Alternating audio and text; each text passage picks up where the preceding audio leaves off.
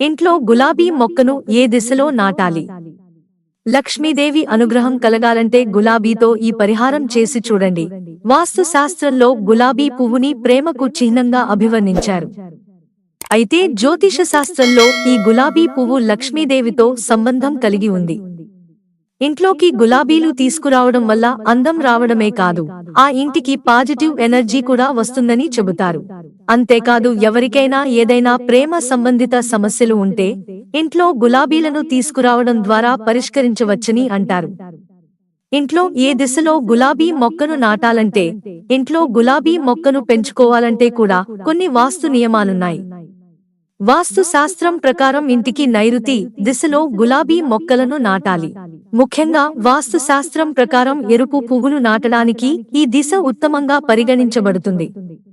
ఈ దిశలో గులాబీ చెట్టును నాటడం వల్ల ఇంటి యజమానికి సామాజిక ప్రతిష్ట పెరుగుతుందని చెబుతారు.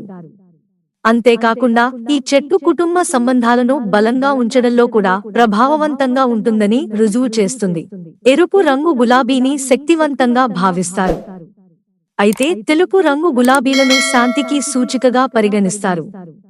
అందువల్ల ఈ గులాబీ చెట్లను పెంచుకోవడం వలన ఇంట్లో శ్రేయస్సు ఉంటుందని నమ్మకం. దీనితో పాటు ఎవరికైనా కుటుంబ జీవితంలో సమస్యలు ఉంటే ఆ వ్యక్తులు శుక్రవారం రోజున గులాబీ పువ్వులను, ముఖ్యంగా ఎరుపు రంగు గులాబీ పువ్వులను లక్ష్మీదేవికి సమర్పించాలని జ్యోతిష శాస్త్రంలో చెప్పబడింది. ఇలా చేయడం వల్ల ఇంటికి పాజిటివ్ ఎనర్జీ వస్తుంది.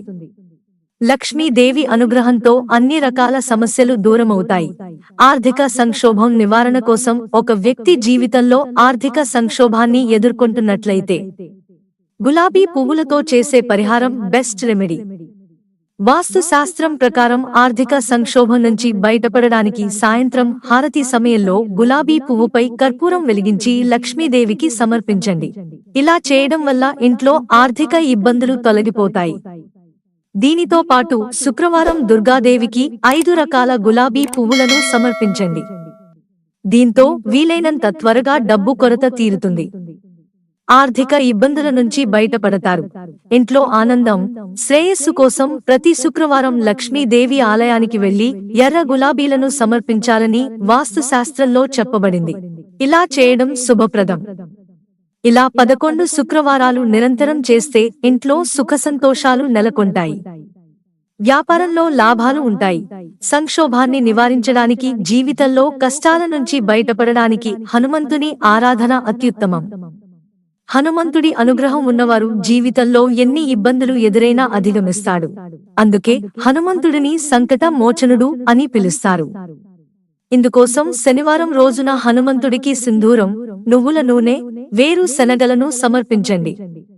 దీని తరువాత హనుమంతుడికి ఎర్ర గులాబీల దండను సమర్పించండి.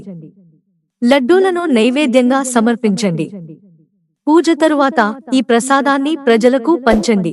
ఇలా వరుసగా 7 శనివారాలు చేయండి. ఇలా చేయడం వలన అన్ని కష్టాలు తొలగిపోతాయి. కోరిన కోరికలు నెరవేరుతాయి. ఉద్యోగం కోసం ఎవరైనా నిరుద్యోగంతో ఇబ్బంది పడుతుంటే, ఉపాధి అవసరం అనుకుంటే ఆ వ్యక్తి ఉదయాన్నే పాదరక్షలు లేకుండా హనుమంతుడి ఆలయానికి వెళ్లి ఎర్ర గులాబీని సమర్పించాలి. ఈ పరిహారాన్ని మంగళవారం నుంచి ప్రారంభించాలి. హనుమంతునికి వరుసగా 40 రోజులు గులాబీ పువ్వులు సమర్పిస్తే త్వరలో ఉద్యోగం పొందవచ్చు. ఎక్కడ గులాబీల మొక్కలను నాటవద్దు అంటే ఇంటి ముందు గులాబీ మొక్కను నాటకూడదని అంటారు. ఈ కారణంగా ఇంట్లో వివాదాలు ప్రారంభమవుతాయి. దీని కారణంగా కుటుంబ సభ్యుల మధ్య చిక్కులు తలెత్తుతాయి. కొన్నిసార్లు ఈ చిక్కులు అభిప్రాయ భేదాలుగా కూడా మారవచ్చు. ముళ్ళ మొక్కను ఇంటి ముందు నాటితే జీవితంలో సమస్యలు పెరుగుతాయి. కనుక గులాబీ మొక్కను ఎప్పుడూ ఇంటి లోపల లేదా పెరట్లో పెంచుకోవాలి. మిత్రులారా, ఛానల్ సబ్స్క్రైబ్ చేసుకోవడం మర్చిపోకండి. ధన్యవాదాలు.